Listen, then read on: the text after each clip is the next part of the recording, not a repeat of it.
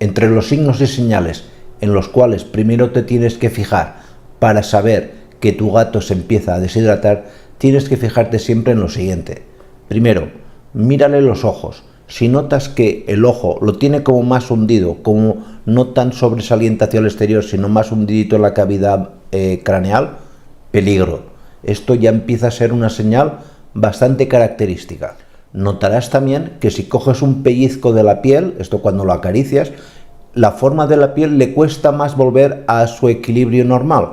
Esto se llama pérdida de elasticidad y es muy patognomónico, es decir, muy característico de la deshidratación de los gatos.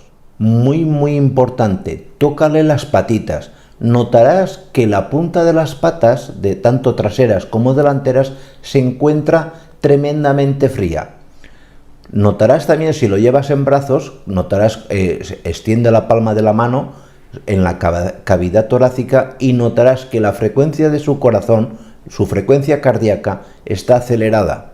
Es decir, que su corazón le late mucho más rápido. Ábrele en ese momento la boca y mira el color de la mucosa, de sus encías. Notarás que primero las tiene más secas y con tendencia a estar un poco más paliduchas. Lógicamente, el animal perderá el apetito, lo encontrarás mucho más apagado, mucho más aletargado, y ya si la deshidratación es avanzada, si es una deshidratación grave, verás que incluso le cuesta respirar. Te sugiero que no esperes a ver todos estos signos y señales a la vez.